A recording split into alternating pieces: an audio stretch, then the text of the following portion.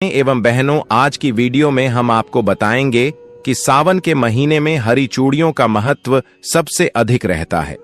अगर सुहागिन महिला अपने पति की दीर्घायु के लिए या फिर कोई भी अपनी मनोकामना इच्छा पूरी करने के लिए घर में हरी चूड़ियां जरूर खरीद कर ले आए भक्तों, क्योंकि हरी चूड़ियां मात्र चूड़ियां नहीं होती, बल्कि यह महादेव का वरदान हो जाता है अगर वह सावन के महीने में इन चूड़ियों को अपने घर ले आते हैं। साथ में हम आपको यह भी बताएंगे कि हरी चूड़ियों को एक खास जगह पर जाकर रख आना चाहिए। ऐसा कहा जाता है कि जो भी भक्त ऐसा करेगा उसकी मनोकामना इच्छा एक दिन में ही पूरी हो जाती है। महादेव ऐसे व्यक्ति पर प्रसन्न हो जाते हैं। माता रानी ऐसी बहनों पर अपना आशीर्वाद विशेष रूप से बरसती है। हमारा संकल्प है जन सेवा जन कल्याण करना, यानी कि हर नागरिक को यह जानकारी बिल्कुल ही फ्री और बिल्कुल भी निशुल्क माध्यम से पहुंचना। इसलिए सच्चे हृदय से वीडियो को लाइक जरूर कर दीजिए, क्योंकि महादेव की वीडियो है और महादेव की वीडियो को बिना लाइक किया कभी भी नहीं छोड़ना चाहिए। और क्योंकि महादेव देवों के देव कहे जाते हैं और महादेव का कोई भी उपाय सावन महीने में किया जाए तो वह कभी भी निष्फल नहीं जाता, मतलब हमेशा लाभ ही प्रदान करवाता है भक्तों। इसलिए कमेंट बॉक्स में भी जय माता पार्वती, जय भगवान शिव जरूर लिखें, जिससे कि आपकी मनोकामना इच्छा महादेव तक पहुंच जाए, आपकी पुकार महादेव तक पहुंच जाए और आपकी हर मनोकामना इच्छा पूरी हो जाए। भक्तों, हम भी हरी चूड़ियां घर में खरीद कर जरूर लाते हैं, आप भी ले आई, आपकी मनोकामना अवश्य ही पूरी होगी। साथ में हम आपको यह भी बताएंगे कि कुछ ऐसी खास चीज और है जिन्हें आपको अपने घर में खरीद करके जरूर ले आना चाहिए। भक्तों, महादेव की वीडियो है। कई लोग होते हैं जो वीडियो को काट काट कर देखते हैं, बीच बीच से देखते हैं, तो ऐसे मानव को बता दें, वह अपने जीवन में कभी भी सफलता हासिल नहीं कर पाएगा, प्राप्त नहीं कर पाएगा। उसका जीवन बहुत ही दुर्भाग्य और कष्टकारी हो जाएगा। इसलिए महादेव की वीडियो को कभी भी बीच में छोड़कर नहीं जाना चाहिए, यानी कि शुरू से लेकर अंत तक हमेशा महादेव की वीडियो को देखना चाहिए। भक्तों, हमारा तो आपको पता ही है, महायोग टीवी चैनल का संकल्प है जन सेवा जन कल्याण करना। कुछ ऐसी सामग्री होती है जो कि घर में खरीद करके लाने से धन संपदा बहुत ही जल्दी बढ़ने लगती है, मनोकामना इच्छाएं पूरी होने लगती हैं, महादेव का असीम आशीर्वाद प्राप्त होता है, माता गौरी का असीम आशीर्वाद प्राप्त होता है और हर मनोकामना इच्छा पूरी हो जाती है। चलिए जान लेते हैं वह खास चीज जो सावन की महीने में घर में खरीद करके जरूर ले आनी चाहिए। हर सुहागन को यह चीज अपने घर में खरीद कर जरूर ले आनी चाहिए। फिर देखिए कैसे हर मनोकामना इच्छा पूरी हो जाती है, महादेव का विशेष आशीर्वाद प्राप्त होता है।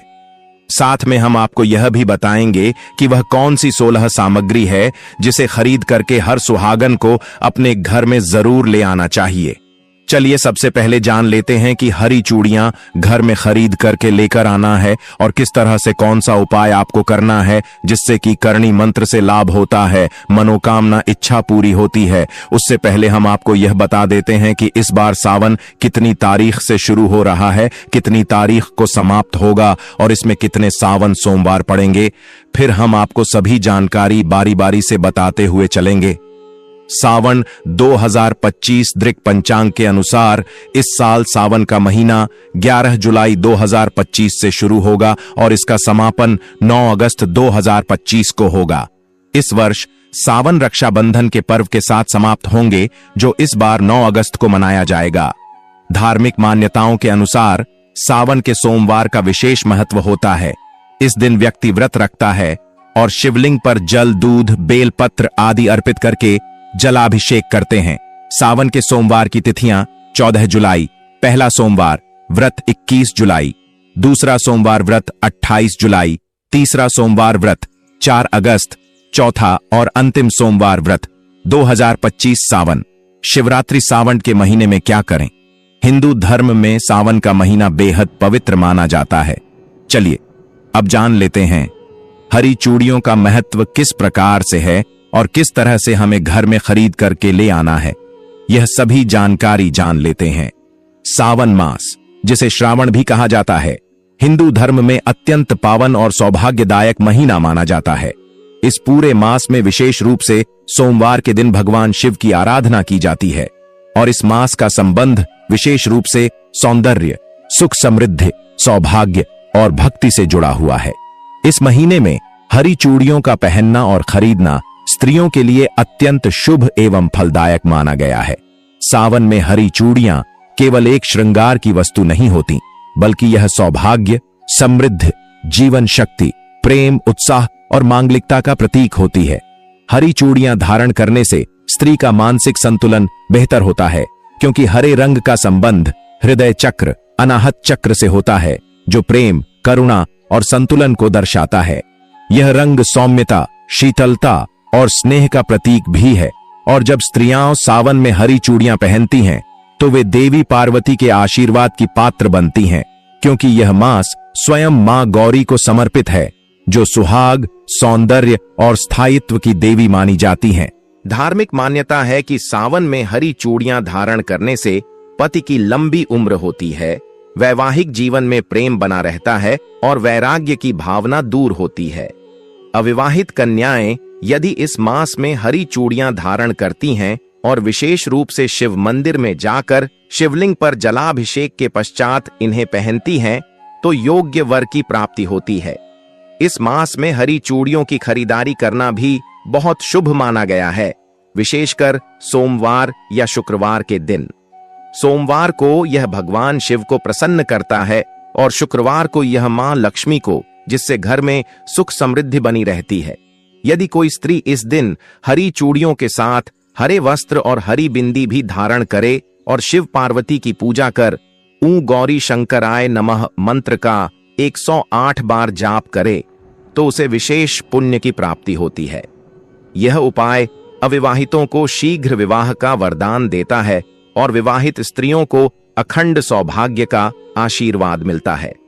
हरी चूड़ियों को खरीदते समय एक विशेष उपाय यह भी माना गया है कि जब आप बाजार से हरी चूड़ियां लेकर आएं तो उन्हें पहले मां गौरी को अर्पित करें, फिर स्वयं धारण करें। इससे चूड़ियों में आध्यात्मिक ऊर्जा का संचार होता है।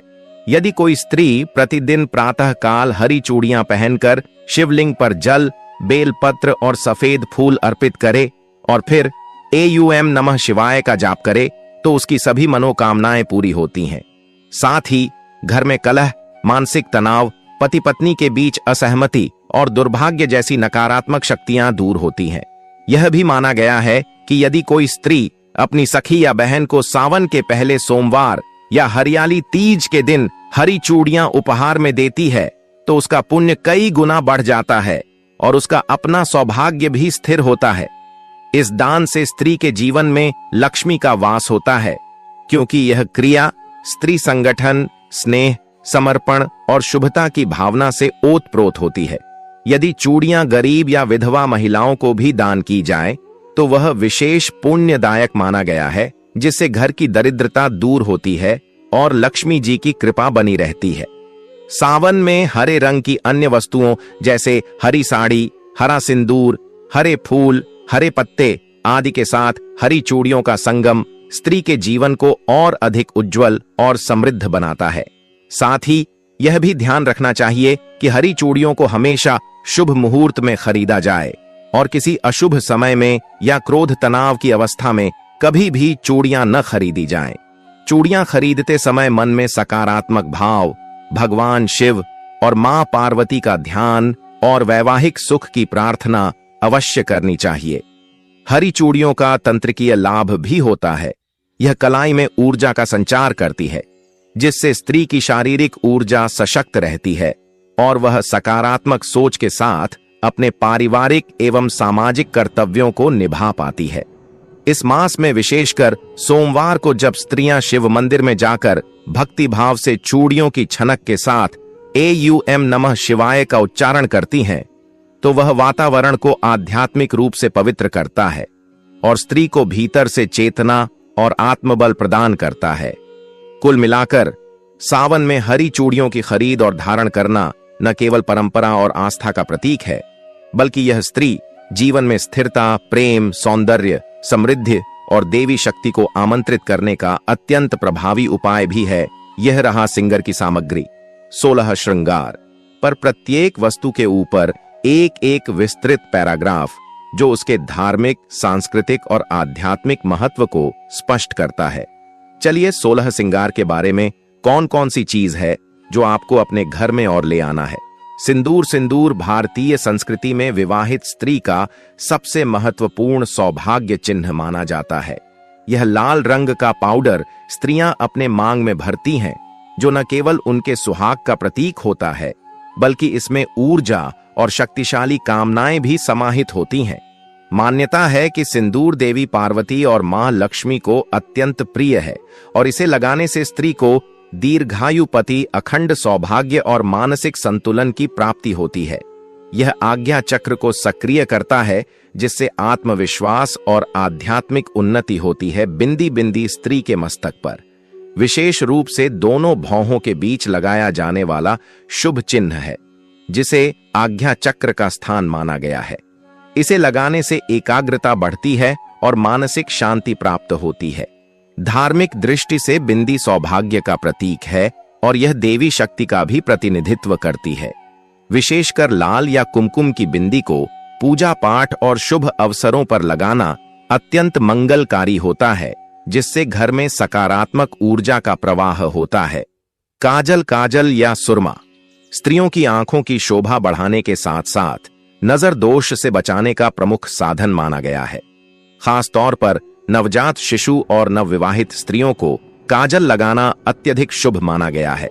यह आंखों को ठंडक प्रदान करता है और तंत्र शास्त्र में इसे दुष्ट शक्तियों से रक्षा करने वाला बताया गया है। सावन, तीज जैसे पर्वों पर काजल लगाकर पूजा करना देवी को अत्यंत प्रिय होता है। मंगलसूत्र काले मोतियों और सोने से बना एक पवित्र हार होता है, जो पति के दीर्घायु जीवन का प्रतीक है। यह विवाहित स्त्री की पहचान है और इसे पहनने से न केवल सामाजिक मान्यता मिलती है, बल्कि यह विवाह के बंधन की शक्ति और सुरक्षा को दर्शाता है। माना जाता है कि मंगलसूत्र नकारात्मक ऊर्जा को दूर रखता है और स्त्री के शरीर की ऊर्जा को संतुलित करता है, जिससे वैवाहिक जीवन में प्रेम, समर्पण और स्थिरता बनी रहती है। चूड़ियां स्त्रियों के हाथों की सबसे सुंदर और मनमोहक सजावट होती हैं। विशेषकर हरी, लाल, सोने या कांच की चूड़ियां सौभाग्य और सुहाग का प्रतीक मानी जाती हैं। इनकी खनक न केवल वातावरण में शुभता फैलाती है, बल्कि यह ऊर्जा का कंपन उत्पन्न करती है, जो स्वास्थ्य और मनोबल को बेहतर बनाती है। सावन के महीनों में हरी चूड़ियों का विशेष महत्व होता है और इसे पहनने से मां पार्वती की कृपा बनी रहती है। बिछुए विवाहित स्त्रियां अपने पैरों की दूसरी उंगली में पहनती हैं, जो विवाह का प्रतीक है। यह न केवल श्रृंगार का एक आवश्यक अंग है, बल्कि आयुर्वेदिक दृष्टि से यह स्त्री की प्रजनन क्षमता और मासिक चक्र को संतुलित रखने में सहायक होता है। बिछुए पहनने से शरीर में सकारात्मक ऊर्जा का संचार होता है और यह जमीन से संपर्क के माध्यम से ऊर्जा को आत्मसात करने में भी मदद करता है। पायल या झांझर स्त्रियों के पांवों की सुंदरता को बढ़ाने वाली श्रृंगार सामग्री है। इसमें घुंघरुओं की मधुर ध्वनि होती है, जो घर में शुभता का वातावरण बनाती है। धार्मिक मान्यता है कि पायल पहनने से देवी लक्ष्मी का वास घर में बना रहता है।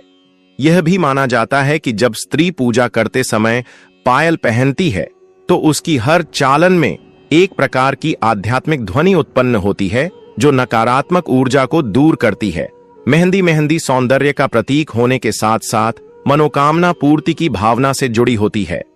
विवाह, तीज, करवा चौथ जैसे सभी मांगलिक अवसरों पर स्त्रियां अपने हाथों और पांवों पर मेहंदी रचाती हैं।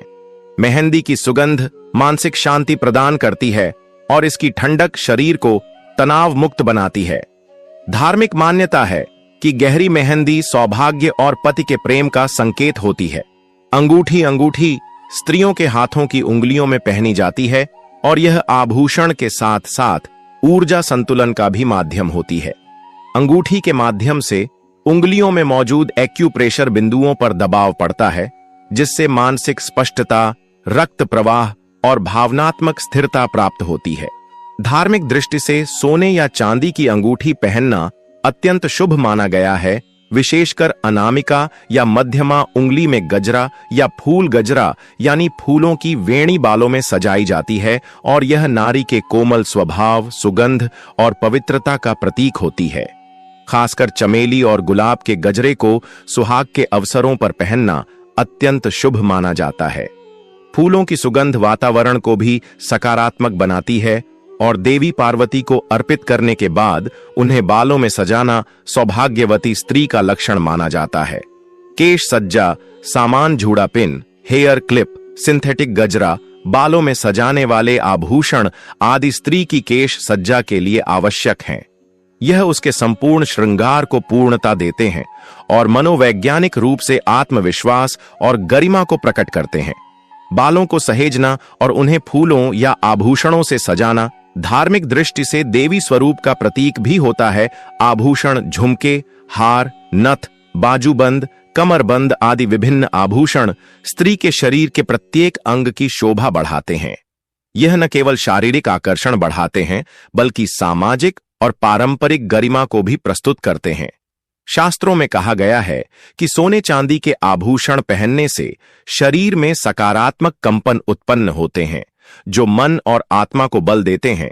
इत्र या परफ्यूम इत्र स्त्री के शरीर से निकलने वाली सुगंध को संतुलित करता है और पूजा या शुभ अवसरों पर इसे लगाना आत्मशुद्धि और वातावरण की शुद्धि का प्रतीक है। देवी देवताओं को भी सुगंधित पुष्प और इत्र प्रिय होते हैं। जब स्त्री इत्र लगाकर पूजा करती है तो वह भाव, भक्ति और सुंदरता से भरपूर दिव्य रूप धारण करती है। लाल या हरे कपड़े, लाल और हरा रंग सौभाग्य और मंगल का प्रतीक है। हरा रंग मां पार्वती का प्रिय रंग है जबकि लाल रंग शक्ति और प्रेम का। तीज, करवा चौथ, सावन, शिवरात्रि जैसे पर्वों पर इन रंगों के वस्त्र पहनने से स्त्री को दैवीय शक्ति प्राप्त होती है। यह उसके श्रृंगार को पूर्ण करता है और उसके मन में उत्साह और भक्ति को जागृत करता है। नाक की नथ, नथ स्त्रियों के नाक में पहना जाने वाला सुहागिन का विशेष आभूषण है। यह स्त्रीत्व, कोमलता और विवाह की पहचान है। नथ को देवी स्वरूपा स्त्रियों के प्रमुख श्रृंगार में गिना जाता है। शास्त्रों में कहा गया है कि नथ पहनने से स्त्री का चेहरा तेजस्वी बनता है और उसका मन शिव भक्ति में स्थिर होता है। लाल रंग की आलता या नेल पॉलिश, आलता पांवों पर लगाया जाने वाला एक परंपरागत श्रृंगार है जो देवी लक्ष्मी को अत्यंत प्रिय है। यह पांवों को सुंदर बनाता है और धार्मिक आयोजनों में इसका विशेष महत्व है। आधुनिक रूप में नेल पॉलिश इसका स्थान ले चुकी है जो नाखूनों की शोभा बढ़ाती है और स्त्री को पूर्णता देती है। विशेष पर्वों पर लाल रंग का उपयोग देवी शक्ति के आह्वान के लिए किया जाता है। हेतु सावन मास में काले तिल और जौ को खरीदकर घर में पूजा स्थल में या अनाज के भंडार स्थान पर रखना शुभ होता है। तिल को शनि और जौ को ब्रह्मा का प्रतीक माना गया है। ये दोनों ही वस्तुएं नकारात्मक शक्तियों से रक्षा करती हैं और घर में खाद्य सुरक्षा, समृद्धि और बीमारियों से बचाव प्रदान करती हैं। शिव पूजा में भी काले तिल का प्रयोग अभिषेक के जल में किया जाता है। जौ को घर में रखने से अन्न संकट दूर होता है और देवी अन्नपूर्णा की कृपा बनी रहती है। एक छोटे ताम्र पात्र में इन्हें रखकर पूजा स्थान के पास रखें। नंदी की मूर्ति या चित्र, शिव जी के वाहन, भगवान शिव के वाहन नंदी बैल को धर्म और भक्ति का प्रतीक माना गया है। सावन मास में नंदी की छोटी मूर्ति या चित्र खरीदकर घर लाना विशेष शुभ होता है। यह मूर्ति घर में उत्तर दिशा में स्थापित करें और प्रतिदिन उनके कान में अपनी मनोकामना कहें, क्योंकि पौराणिक मान्यता है कि नंदी बाबा सारी बातें शिव तक पहुंचाते हैं। यह उपाय अत्यंत सरल किंतु चमत्कारी होता है। नंदी का चित्र घर में होने से परिवार में भक्ति, अनुशासन और एकता बनी रहती है और घर के सदस्यों में संकल्प शक्ति का विकास होता है। चांदी की धूप बत्ती या कपूरदानी सावन मास में चांदी या तांबे की धूप बत्ती या कपूरदानी खरीदना विशेष रूप से शुभ माना जाता है। चांदी शीतलता, शुद्धता और चंद्र तत्व की प्रतीक है जो मानसिक शांति और पवित्रता प्रदान करती है।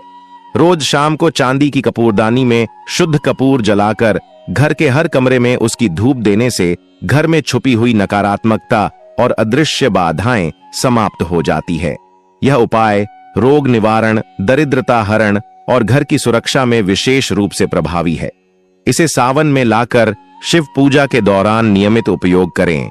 रुद्राक्ष बीज अष्टमुखी या पंचमुखी। सावन मास में रुद्राक्ष का बीज, विशेषकर पंचमुखी या अष्टमुखी रुद्राक्ष, घर में लाना बेहद चमत्कारी माना जाता है। यह भगवान शिव के नेत्रों से उत्पन्न हुआ दिव्य बीज है और इसे धारण करने से अथवा पूजा स्थल में स्थापित करने से हजारों पापों का नाश होता है। यह मन को एकाग्र करता है, क्रोध को शांत करता है, रक्तचाप को नियंत्रित करता है और आत्मा को अध्यात्म से जोड़ता है। इसे शुद्ध करके गंगा जल से स्नान कराकर लाल वस्त्र में बांधकर पूजा स्थान पर रखें और प्रतिदिन AUM ह्रीं नमः मंत्र का जप करें। अब तुम चलिए एक आपको खास उपाय बता देता हूं। मैं सावन का इतना खास उपाय है, अगर आपने यह उपाय कर लिया तो आपको वह लाभ प्राप्त होगा जिसकी आपने कभी कल्पना भी नहीं की होगी। अब तो इस उपाय को जो भी मनुष्य करता है उसकी हर मनोकामना इच्छा पूरी हो जाती है। चलिए, आपको यह जानना बेहद ही खास और इंपॉर्टेंट है। अगर आप इस उपाय को नहीं जानोगे तो समझ लीजिए कि आपको इस वीडियो को देखने का कोई लाभ ही नहीं मिलेगा। इसलिए वीडियो को पूरा जरूर देखें। चलिए जान लेते हैं। सावन मास को भगवान शिव की आराधना का सबसे पवित्र समय माना गया है और इस माह में बेलपत्र तथा दूध के द्वारा शिवलिंग पर अभिषेक करना एक अत्यंत चमत्कारी और प्रभावशाली उपाय माना जाता है। शास्त्रों में वर्णित है कि सावन मास में किया गया रुद्राभिषेक सहस्त्र गुणा फल प्रदान करता है और यदि उसमें बेलपत्र तथा शुद्ध दूध का प्रयोग हो तो यह उपाय अद्भुत रूप से प्रभावशाली हो जाता है। इस चमत्कारी उपाय को करने के लिए आपको सावन के किसी भी सोमवार के दिन ब्रह्म मुहूर्त में उठकर स्नान कर लेना चाहिए। स्नान के उपरांत शुद्ध वस्त्र धारण करें और उत्तर या पूर्व दिशा की ओर मुख करके भगवान शिव के समक्ष एक तांबे के पात्र में शुद्ध गौमाता का दूध भरें और उसमें कुछ बूंदें गंगा जल की मिलाएं। इसके साथ ही बेल का पत्ता लें जो 3 पत्तियों में जुड़ा हुआ हो, जिसे बेलपत्र कहा जाता है, और वह बिल्कुल साफ और बिना कटा फटा होना चाहिए। शिवलिंग को पहले गंगाजल या किसी पवित्र जल से स्नान कराएं और फिर AUM नमः शिवाय मंत्र का जप करते हुए दूध से शिवलिंग का अभिषेक करें। दूध शिवलिंग पर बहुत धीरे धीरे इस भाव के साथ चढ़ाएं कि आपके जीवन का हर कष्ट, हर रोग, हर दरिद्रता उस दूध के साथ बहकर शिव के चरणों में जा रही है और भगवान उसे हर ले रहे हैं। जब तक दूध समाप्त न हो तब तक लगातार पंचाक्षरी मंत्र का जाप करते रहें और उसके उपरांत एक एक कर बेल पत्र अर्पित करें। हर बेल पत्र चढ़ाते समय एक विशेष कामना करें, जैसे पहला पत्र परिवार में सुख शांति के लिए, दूसरा स्वास्थ्य के लिए, तीसरा रोजगार के लिए, चौथा संतान सुख के लिए, 5वां मानसिक शांति के लिए आदि। बेलपत्र चढ़ाते हुए आप AUM त्र्यंबकाय नमः, AUM पशुपतये नमः, AUM महादेवाय नमः जैसे मंत्रों का उच्चारण कर सकते हैं। यह प्रक्रिया पूरी श्रद्धा, एकाग्रता और शुद्ध हृदय से करें और किसी भी प्रकार की अशुद्धता जैसे क्रोध, लोभ, अहंकार या दिखावे से दूर रहे। ध्यान रहे कि शिवजी को बेलपत्र अत्यंत प्रिय है क्योंकि उसमें तीनों गुण सत्व, रज और तम का संतुलन होता है और जब यह पत्र दूध जैसे सात्विक तत्व के साथ चढ़ाया जाता है तो वह भक्ति और शुद्धता का सर्वश्रेष्ठ रूप बन जाता है। यह उपाय विशेष रूप से उन लोगों के लिए अत्यंत लाभकारी है जो लंबे समय से किसी मानसिक, शारीरिक, पारिवारिक या आर्थिक संकट से जूझ रहे हैं। दूध से शिवलिंग का अभिषेक करने से चंद्र दोष, मानसिक अशांति, तनाव और भय का नाश होता है क्योंकि दूध चंद्रमा का प्रतीक है और चंद्रमा का नियंत्रण शिव जी के सिर पर है। इसी कारण दूध से अभिषेक करना मन को शांत, स्थिर और सकारात्मक ऊर्जा से भरपूर बनाता है। वहीं बेलपत्र पित्त और अग्नि तत्व का प्रतिनिधित्व करता है और शिवलिंग पर इसे चढ़ाने से शरीर की ज्वलनशीलता, क्रोध, झुंझलाहट और दुर्भाग्य समाप्त होता है। यह उपाय स्त्रियों के लिए भी विशेष लाभकारी है, विशेषकर वे जो संतान सुख, वैवाहिक जीवन में सामंजस्य या पति की दीर्घायु के लिए प्रार्थना करती हैं। युवतियां इस उपाय को उत्तम वर की प्राप्ति के लिए करती हैं और उन्हें शीघ्र अच्छे और योग्य जीवन साथी का योग प्राप्त होता है। इसी प्रकार व्यापारी वर्ग इस उपाय को सावन केवल एक आर्थु नहीं, यह आत्मा के पुनर्जागरण का समय है। यह वह काल होता है जब सृष्टि की हर ध्वनि, हर सुगंध, हर रंग में शिव की उपस्थिति महसूस होती है। ऐसे समय में किया गया कोई भी संकल्प, कोई भी भक्ति का कार्य साधारण नहीं रहता, वो ब्रह्मांड की शक्ति से जुड़ जाता है। और हरी चूड़ी का वह अर्पण, वह चुपचाप बांधने की क्रिया इसी संवाद का एक जीवंत रूप है। अब तक आपने जान लिया कि यह उपाय कैसे हजारों जीवनों को बदल चुका है, लेकिन आज हम आपको उन संकेतों की बात बताएंगे जो चूड़ी बांधने के बाद आपके जीवन में प्रकट हो सकते हैं और उनका क्या अर्थ होता है। क्योंकि बहुत बार लोग ये सोचते हैं कि चूड़ी तो बांध दी, अब क्या। पहला संकेत, यदि चूड़ी बांधने के कुछ ही दिनों में आपको किसी सपने में शिवलिंग, सर्प, त्रिशूल या नंदी दिखे, तो समझ लीजिए कि आपकी प्रार्थना उन तक पहुंच गई है। यह संकेत केवल उनकी उपस्थिति नहीं, बल्कि यह भरोसे का प्रमाण है कि अब वे आपके साथ हैं। दूसरा संकेत, यदि चूड़ी बांधने के बाद अचानक आपको किसी लंबे समय से खोए हुए रिश्तेदार या मित्र का समाचार मिले, कोई बंद दरवाजा खुलने लगे या अचानक जीवन की गति तेज हो जाए, तो यह भी इस बात का संकेत है कि आपके संकल्प ने आकाश तक दस्तक दी है। तीसरा संकेत, कुछ लोगों को चूड़ी बांधने के बाद अपने ही भीतर एक शांति, एक संतुलन और आत्मबल की अनुभूति होती है। यह सबसे गहरा संकेत होता है कि शिव ने आपके भीतर प्रवेश कर लिया है। वह आपको बाहर से नहीं, भीतर से बदल रहे हैं।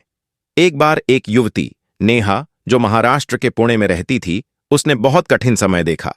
करियर की असफलताएं, परिवार की नाराजगी और एक टूटा हुआ प्रेम, सब कुछ उसे तोड़ चुका था।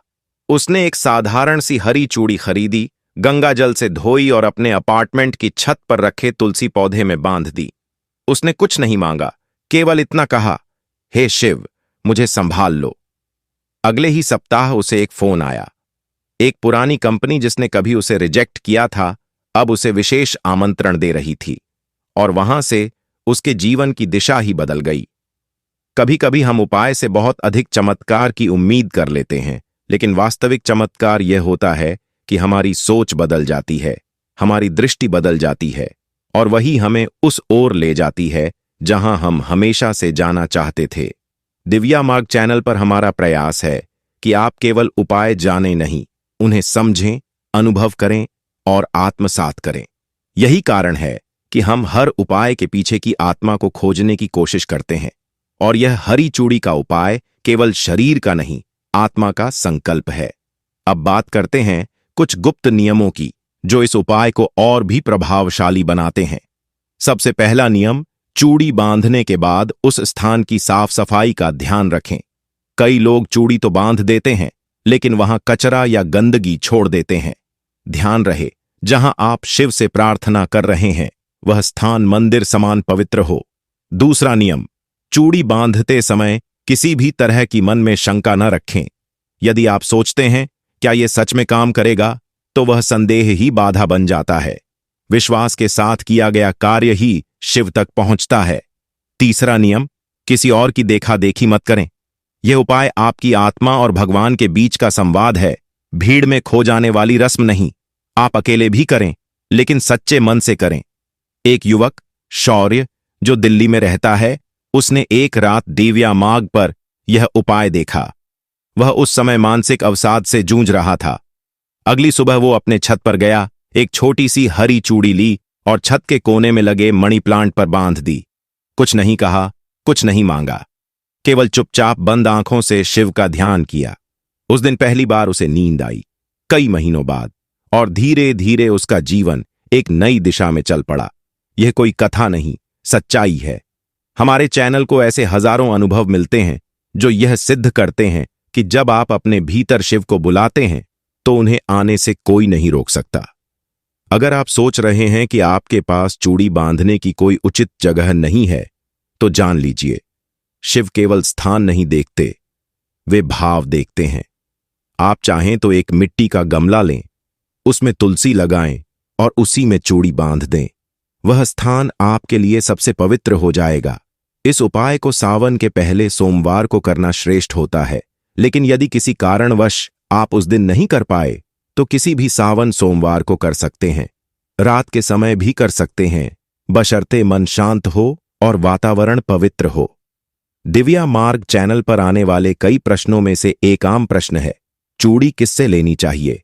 तो इसका उत्तर यह है, यदि आप विवाहित स्त्री हैं तो अपनी ही चूड़ी ले सकती हैं। यदि अविवाहित हैं तो किसी विवाहित स्त्री से मांगें।